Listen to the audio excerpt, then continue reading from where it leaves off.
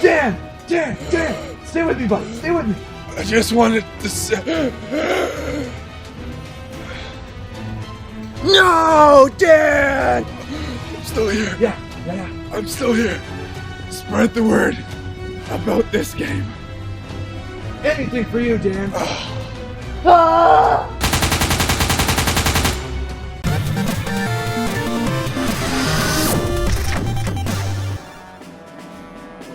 Alright, listen up, people. Call of Duty Black Ops 3 is, well, pretty good? I don't know, it's a hard one to judge, okay, so give me a break. It does a great job of servicing all the fans' needs and giving the fans of Call of Duty what they expect out of the franchise, but while adding some new things for them to enjoy. What's not so great about it is that it's really hard for newcomers or casual Call of Duty players to come into this game and really sink their teeth in. It's not that accessible to new players. The reason I have such a tough time judging this game is because it's so damn cool.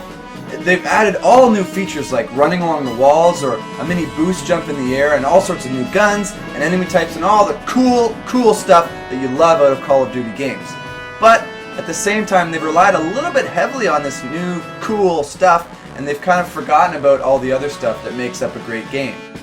Chain movements allows for smooth, continuous motion. Well done.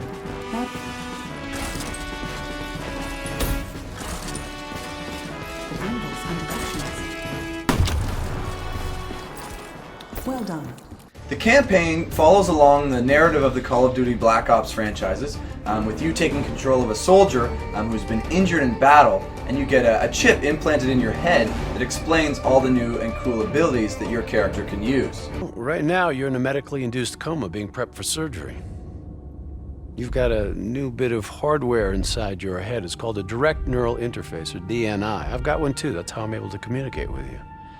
Your DNI is what connects your mind with your new body and the larger world around you.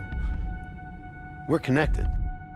Fans who have followed along in this franchise and follow the narrative will be able to keep up and understand the references to these various groups and things that happened in the past, but players who have only played a few Call of Duty games or who are new to this franchise will have no idea what's going on. It's really hard to pick up with all these references to these people and who you're fighting and what you're doing, and it's really hard to keep up if you haven't been following the story from the beginning. I ended up saying forget the history and forget the backstory to this world. Let's see if I can just enjoy the story as it is right here with these characters. And I was able to do this. The narrative is complete in this campaign. It'll take you about 6 hours to finish the campaign's 11 missions, and these have some memorable missions through it, but most of the missions end up being forgetful and underperforming. What hurts the story as well is in the mission briefings, it's really quick and they use a lot of abbreviations and talk really quickly, so it's hard to pick up exactly what's going on and what you're actually doing in this mission. I found myself going back to the mission logs and just reading the short description to tell me what the heck I was doing in the mission, because the mission briefings don't really explain it that well. The data package covered the whole sordid history. Explosion at the old coalescence facility killed 300,000. Evacuation and reclamation efforts were abandoned in the wake of the superstorm. So what's so important here that the CIA has to send us in to investigate? The Immortals have known links to the CDP and its allies, weapons and tech smuggling mostly. No wonder the CIA are worried. My favorite part of the campaign was after the missions you get to return to your safe house, where you're at your disposal. You have customization options for your guns, for your abilities, and for your appearance that you get to totally customize how your character looks and plays. There's a progression to this as well. As you level up your character, you'll gain access to cooler and better guns that you can customize and add camouflage and different attachments to it so that they perform and look much better. It's a really cool feature to this game. All clear. That was one tough son of a bitch. What would Call of Duty be without its classic multiplayer game modes? These are pretty much the same as previous Call of Duties, but with a couple of changes. In addition to the wall running and the double jump that you get from being a super soldier, they've added the specialist system, which allows you to select from 9 different specialists, each with unique abilities that you can use in the battles. There are tons of creative ways that you can use this added mobility to move throughout the battlefield and get awesome kills and and stay alive and do all sorts of cool stuff with that added jumps and slides and wall runs, and there's an opportunity for you to get really, really creative. To me, the specialist abilities seemed a little bit less useful than the added mobility because they are on a charge-up time, so it takes a while for them to really build up, making it so that you can't really use your abilities that often. Even with these two new additions, it has the same familiar feel to the classic Call of Duty multiplayers with the run-and-gun arcade-style gameplay that Call of Duty has made famous. There are 12 maps over 11 different game modes, and you can compete in just public matches or in the arena, which is a ranked kind of mode where you can build up your ranking. Each level does have its little camping spots and cheap ways to get kills, which make it so that you have to be really good or really cheap to do well in this multiplayer game. I'm neither, so I ended up getting killed a lot. I didn't get a shot off. That's nice. Something from the sky just blew I know, my I head was off. just there with you. Both of us, boom! We're losing so badly. It's my fault. Oh! Fucking right, bud! No, they're all there! There were 3 of them there. No! What was really disappointing for me is that there wasn't really a competent matchmaking system.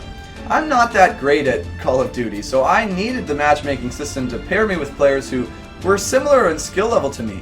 What I found though was that I was often paired up with really good players in the public games. Dan and I, when we played on our own, we often got matched up against clans of teams of 5 who had grouped up and were just kicking our ass. It was embarrassing. I don't know the See, map. this is why I prefer Arena, because at least there's some level of matchmaking. Like this, it's 5-on-5, and we're clearly not as good as them. That was a beating. guy Hey, on I the didn't left. come last. Look at those deaths, though. Extreme deaths. 0 kills. We tied for deaths. It's I okay. captured twice, though. That's more than half our team. And the one mode that's supposed to give you that ranking sort of system, the arena mode, ends up taking forever to load. You've got to draft your different characters and specialists, and you've got to ban and protect different weapons and abilities, so it just takes forever to play each game. Overall though, I think the multiplayer does benefit from the new additions that they've added, but still can't shake that same familiar Call of Duty multiplayer shooting gallery type feel. Well, I killed 3 people that round. No! What happened? What happened? Feeling sorry for yourself. There's more work to do. What did you do, Garrett? I was holding... There, I'm defusing it.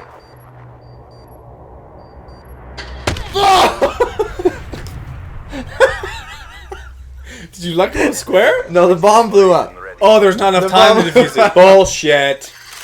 The Call of Duty Zombies mode does make a return in this series, and it's done very well. They add in a little backstory to kind of give you some context for what these characters are going through.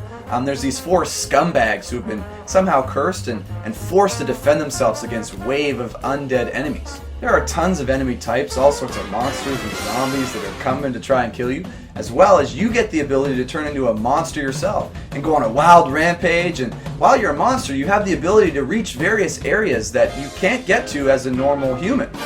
So you got to use your timing on this strategically to get at certain areas, get sweet unlocks, and just devastate zombies when you need to. To me, this zombies mode has the most depth of any mode in this game. The intriguing backstory helps to add some level of context to what you're doing so that you can kind of stay in it and be a little bit vested in these characters and helping them stay alive. This plays out in their dialogue as you go throughout the game. As you gain access to certain areas, it will trigger certain dialogue speeches with your characters that can be kind of funny, and you'll hear them banter back and forth and give you little clues about their past and things about them. You know what I am? I'm a fucking samurai killing machine, that's what I am. Trying to make it. There is a competent progression system that will keep players coming back to unlock new guns and abilities that will help them get further and further in this mode. And to me it seems to be just the most easily accessible mode in this game and ends up being my personal favorite. Oh, that's no good. What is that? What on earth? You know what's fucking weird? I don't consider this shit weird anymore. Call of Duty Black Ops 3 is full to the brim with features and an action-packed and exciting game to play. It's an excellent addition to the Call of Duty franchise. This game is meant for the hardcore Call of Duty fans, including all the things that hardcore fans love about this series and just hyping them up to awesome levels. The sad part about that is that this game won't be as fun for new or casual players to the Call of Duty franchise. The lackluster campaign and gameplay that feels all too familiar ends up really holding this game back for me. And that is why my final verdict for Call of Duty Black Ops 3 is a 7 out of 10. It's a good game. Hardcore Call of Duty fans would probably rate this game a 9 or 10 out of 10 because it's so feature-packed and they just give the fans so much of what they want that it's hard to be disappointed with this game. But it's tough, really tough for new players to this franchise to really get into it because they feel like they're so far behind. I know I definitely felt that way, and I've played some Call of Duties before. So if you're a hardcore fan of Call of Duty, you better go out and get this game right now. It is exactly what you're looking for. It's full of features, full of cool stuff, new features, and all sorts of stuff for you to enjoy. But if you're a new or casual player in this series, maybe thinking about jumping in, I might think twice about trying this one out. It's going to be really tough for you to get in, and if you play in the multiplayer, you're going to have a tough time competing with all these awesome players out there. If this goes wrong, you never existed. Well, that's it for Call of Duty Black Ops 3. Don't forget to punch that subscribe button and maybe leave a like or comment letting us know some of your favorite memories from Call of Duty Black Ops 3. I want to thank you guys for watching, and as always, we'll see you next time.